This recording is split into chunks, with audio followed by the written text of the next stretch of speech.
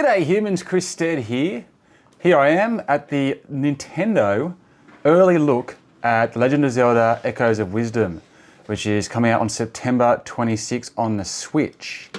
Now, I was lucky enough to spend 2 hours with the game, and I wanted to provide you with my initial review thoughts on those first couple of hours and the experience that I had. Take you through a few of the things like that, which is an echo. Very, very cool new feature that they've added to the game. It's really, really fun. So we're going to dive into that. Now, this is not a full review. Obviously, we'll leave that till after the full game has come out and I've had a chance to play through the entire thing. And I should also warn anyone watching this that there are some spoilers. Now, Nintendo has asked me not to give away how to solve any of the puzzles, and I've done my best not to do that because I don't want to wreck it for you guys, let alone for Nintendo. But having said that, I've left enough in there just to be able to talk through, how the game works and how it functions. So we're starting here. This is after kind of the initial cutscene and sequence where we find out that all these rifts have been opening up in Hyrule and have been basically sucking up some of the locals, including Link. And Zelda, who we can see here, has been blamed for it and been locked away. So we're going to follow her and her new little friend here on a journey to basically find out what's going on, save Link, save the day, clear her name, and all those cool things. So, bit of a classic start to an RPG adventure experience, stuck in a prison, trying to break out into the vast world beyond. And as you'll discover shortly, it's a new map. It's not an existing map. It's a new version of Hyrule, although there are familiar places that you'll come across, and of course, familiar faces and objects and characters for anyone who's been in the Zelda world for a long time. Now, what you just saw then was the first echo that you get.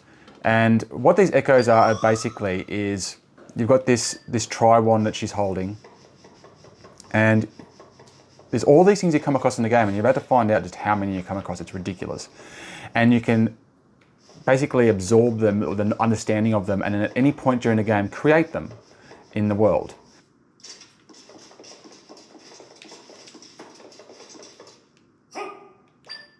So you'll see the 3 little triangles dangling behind your friend Tri. Now that's indicating how much basically power you've got, or mana, to be able to echo something into the world, and different objects cost different amounts of triangles to do. Now, it's the tri-rod, not the tri-wand. So you can find, here's another one. So this is quite quickly after that last scene. I just cut out a little puzzle there. But now we know how to do a little table, and we also know how to do a crate. And they both cost 1 of those triangles. And as you basically use these, you can burn up to 3 at a time. So you can create 3 things at once. And here's me trying to work out how to get past these dudes. As you can see, there's not much of a way of an escape. There is a way to escape actually, but I'm not going to tell you how. And it just resets you a tiny bit back. It's not too much of a punish here. And I was just trying to work out. I thought, maybe I'll just drop the box there and they won't be able to see me. But that is said that it's exploding. It's caught me. Anyway, once you do your 3, if you do a 4th one, the first one that you do disappears. So here we got some pots. And he goes, oh, wait a second here. If you throw these pots, you can distract them. And then this is another one you get. So it's another echo. So now you can just create a pot whenever you want. And so already I'm sure you can start to see how this is so much more than just a classic adventure game. Even, I know Zelda's always kind of light RPG. You got your inventory, you got your map, you've got food, and I got a hint that there might be some recipes as well. And things that you can make up. There's the map, by the way. So that's the new Hyrule that you're going to be exploring, as well as inside the rifts. And I'm going to show you that in a bit. But already you can probably start to see the puzzle element that's coming into play here. So even by this early stage in the game, we haven't even got out of the original first dungeon here. We've already got now 4 echoes, and they're different height objects. So you're basically playing a sandbox puzzle game where you can basically approach any situation and just try and work out what to do. So now I've got 3 different height echoes that I can create to try and build steps and bridges and ways across lands. You can see here I'm using the trees to just get across this little gap. But then I've got the pot now, so if I come across a guard, I can use that to kind of distract them. Now I've got a bed, which offers me a longer piece that I can dangle off things to try and get over, you know, wider gaps. And you can see the beds stacked up there as an example of how you might be able to create like a staircase, or there's other beds further up. You can see how you can reach out. So this is just in the initial dungeon. You're already getting so many echoes. And the lady from Nintendo who was with me was telling us that she's watched, you know, a number of journalists do this demo now, and she said you can't believe the different ways that people approach things, and I can believe it, because it's typical Nintendo, right? It just plays so seamlessly and so intuitively, and it's just, you know, you can't break it. That's what's so good about Nintendo games in general, is that you can't break the games generally. They just do such a good job of working in the world, even with the AI, I've noticed. So you've got this spin there, you can see this spin move there, which isn't an attack, it's just kind of a way of cutting through things, but also, as I'll show you later, helps you put out fires if you catch on fire. A little bit of look at the inventory here, so and the controls, but obviously very early in the game that we're looking at here. So the AI also responds really smart. You saw before when I bashed the box, he turned around and had a look. He didn't have to need eyesight, he could actually hear that I was there. Oh, this is pretty cool. So you can swim, and not just in these 2D variants, and you'll notice that the world switches between that kind of isometric top-down 3, or I guess you could say 2.5D, 3D kind of variant, that this 2D variant seamlessly, constantly throughout the game. There's one before the other, and it really mixes things up constantly, which I love. And now we've got another echo, which is the rock. Okay, the rock sinks. So what do you reckon floats? There's a pretty obvious hint there. So the puzzles are really integrated into the navigation, as you can see. And there's many different ways of getting through a lot of the places that I've seen. But as you'll see as we get further into this demonstration of the experience, it also plays deeply into the combat. So even though this is way more of a puzzle experience than a combat experience, there is combat, but the combat feels like it's a puzzle. And I'm going to show that to you in more detail shortly.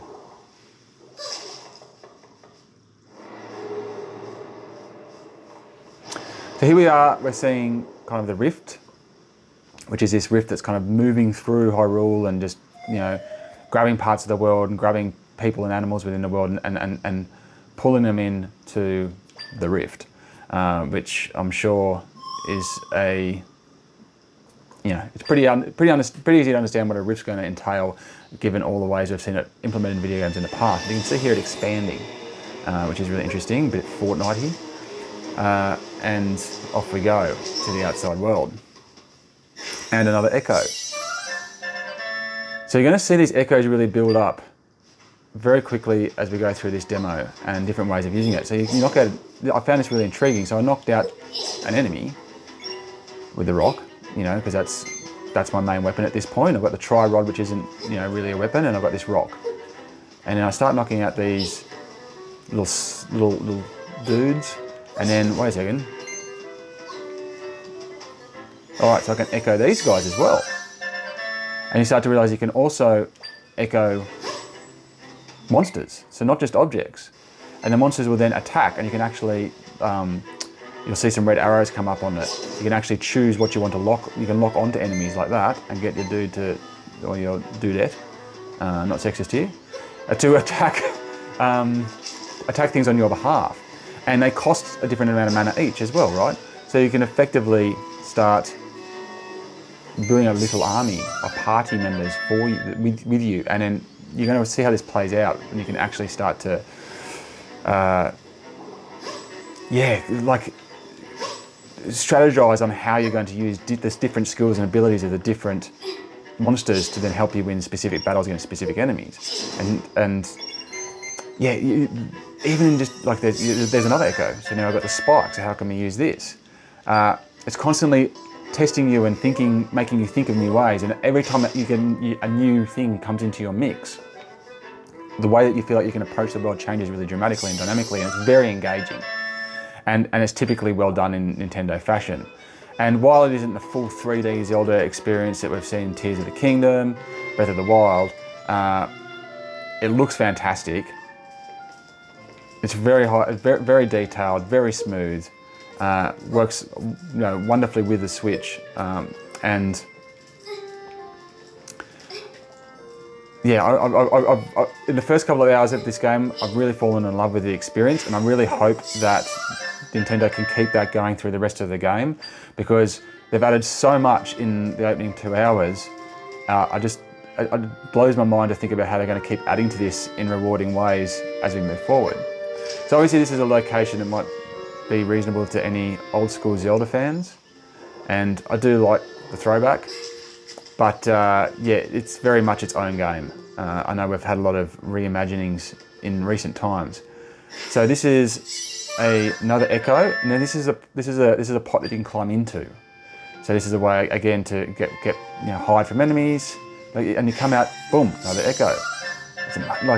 It's full on. Okay, it's trampoline. Okay, right, so now I can jump. Okay, this is another way that I can get around places.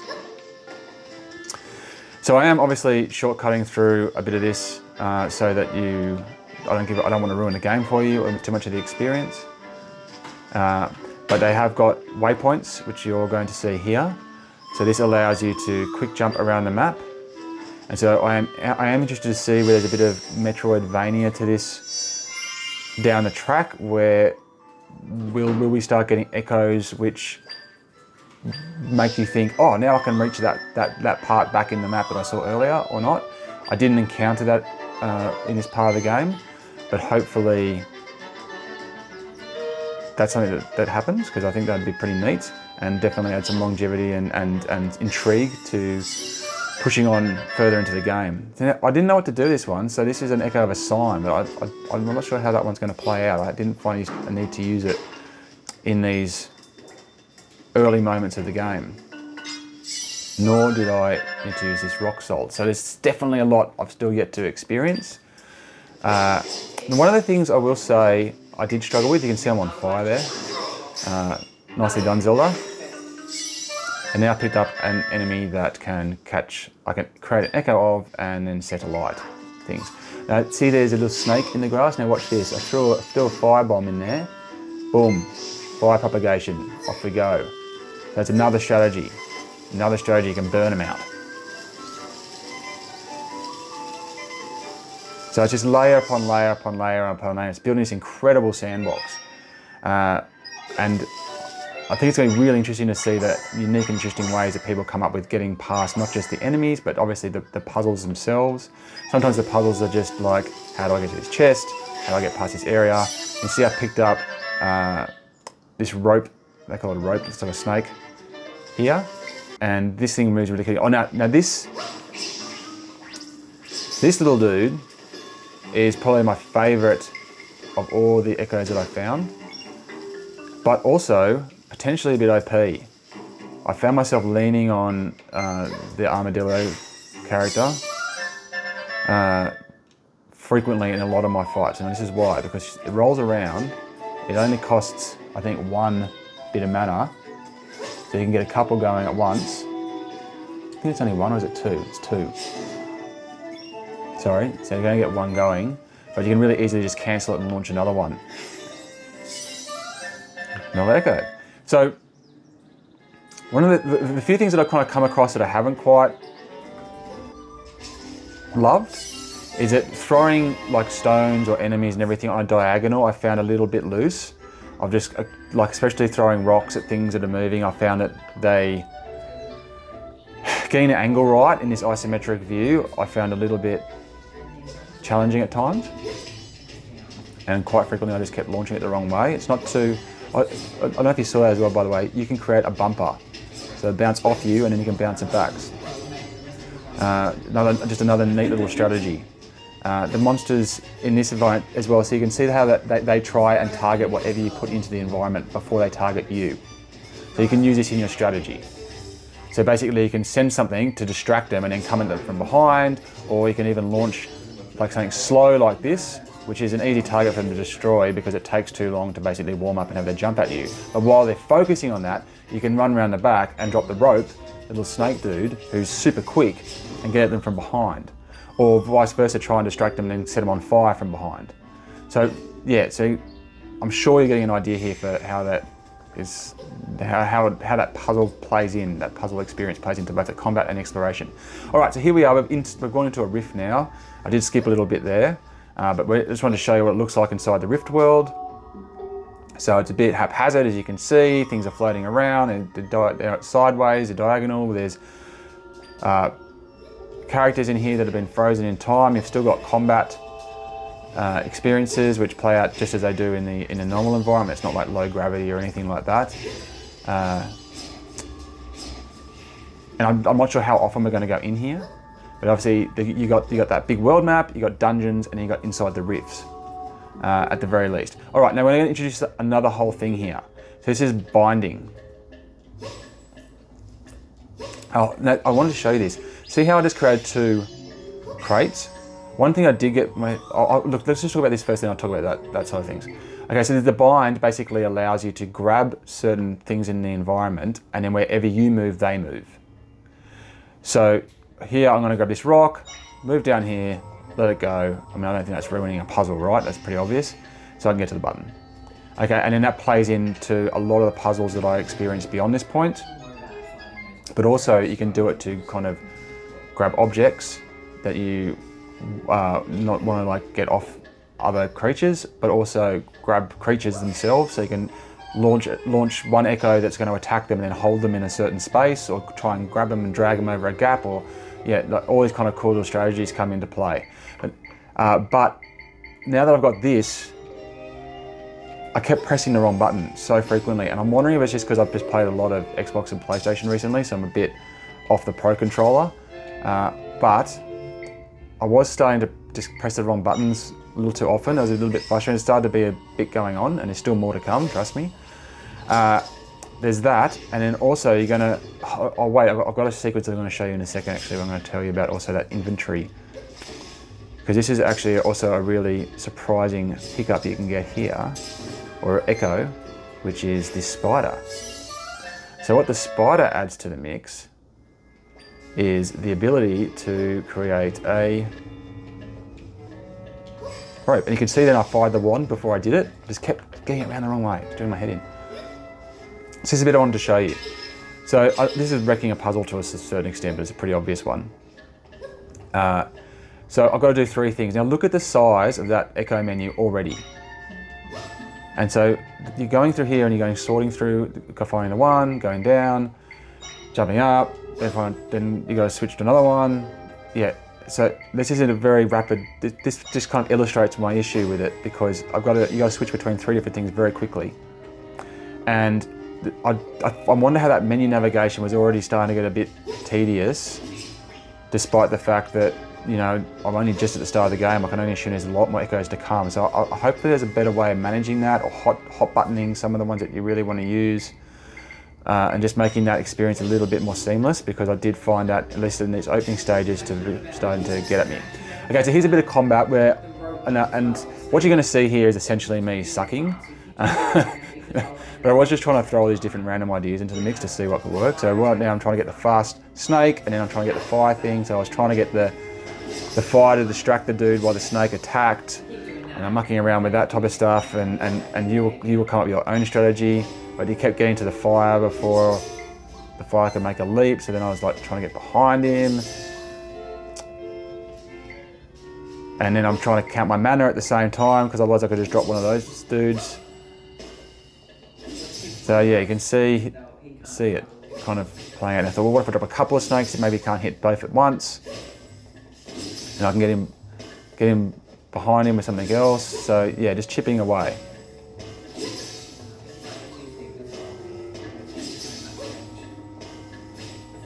So I'm not performing particularly well here. Look, he's got. So what we're going to try and what I'm going to show you in a second is that you can also grab onto him with your bind. Eventually I'll work that out. Now down to 1 heart. You also notice as well that when you actually bring up the menu, it pauses the gameplay, so that's obviously vital. So there we go, I've worked it out. What if I bind him? Maybe I can move him here and then let my fire guy have a go at him. So that was another strategy to employ. Now when you actually go into the menu to choose which echo that you want to do, then the game pauses, which is obviously vital, because if you were sitting there going through that giant menu the whole entire time, and you would very quickly get monstered. So now I've picked up this boss dude as an echo. So it just adds again, so I've got, okay, now I've got a bit of a tank that I can bring out as required in future battles. Now, who's that? That's a familiar face. It's Link, but it's Link that's been sucked into the rift and turned into some sort of purpley rift freak Link. Or at least that's one take. So now I'm like, okay, so I've got bind and I've got a tank. So how can I bind this guy and get my tank to kind of do the deed for me? So I don't know how this plays into the story, but obviously this is introduced pretty early on that Link that you're trying to save has obviously either been corrupted or cloned or echoed in his own. I don't know what the story is there. But you have a little bit of a biffo with some variant of everyone's favourite hero. And here I'm going to bring my armadillo into the mix, who's, yeah, like I said, a bit OP. So maybe I might think about how much damage it does, or the way it works, or how far it rolls, I don't know. But I found myself definitely relying on it a lot as a kind of a solution for all. You know, this tank, he's getting a few shots in.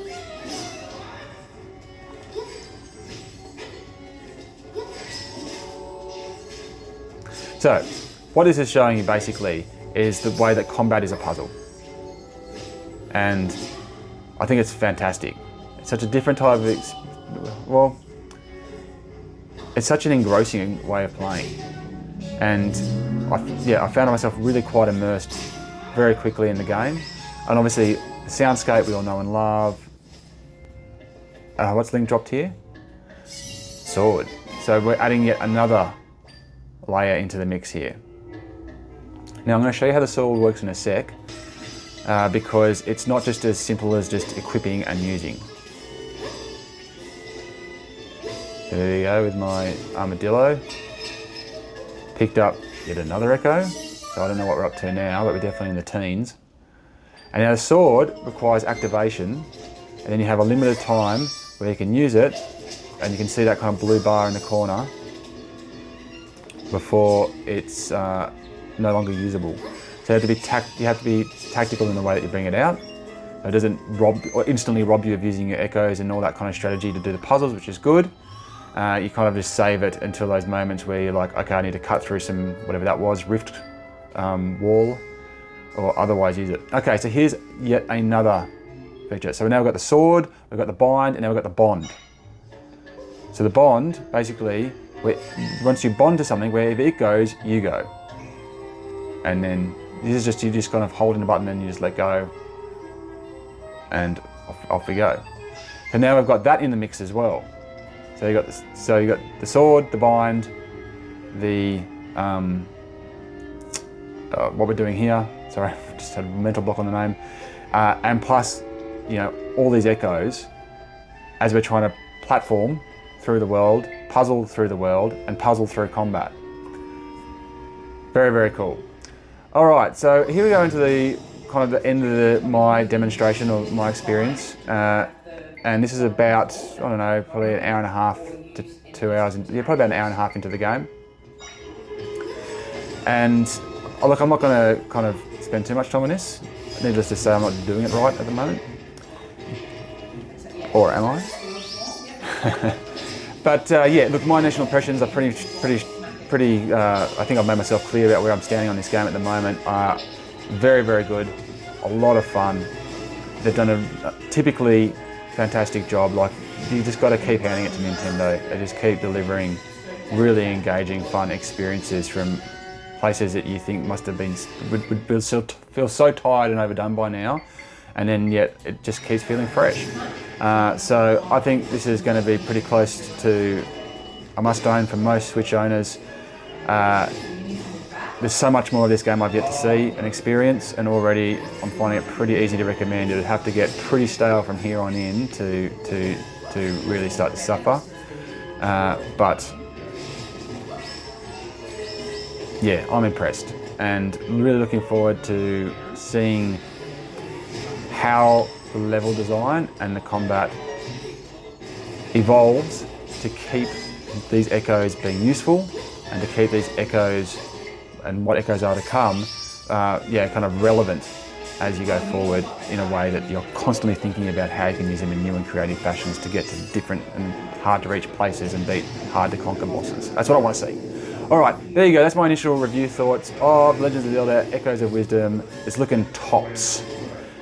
Make sure you keep an eye on the channel and hope they'll get a full review up once the game is available. Thanks very much for watching. Make sure you check out my videos. Until next time, I'll check you later. Ew!